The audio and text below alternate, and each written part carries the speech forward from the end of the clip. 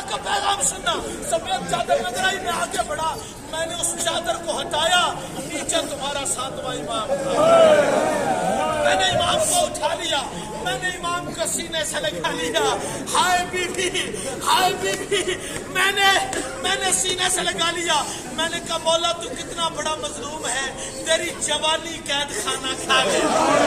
مولا تیرے ہاتھ کی ہڈیاں نظر آتی ہیں, مولا تیرے چہرے کی ہڈیاں نظر آتی ہیں. مولا کوئی پیغام ہے تو جا کے تیرے شیعوں کو دے دوں.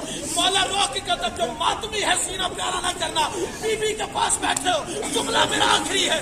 مولا رو کے کہتے جا کے بغداد کے شیعوں سے کہنا میں یہ نہیں کہتا یہ سستی اپنے صاحب مجھے کئی دن کھانا نہیں دیتا, میں یہ نہیں کہتا یہ مجھے کئی دن پانی نہیں دیتا.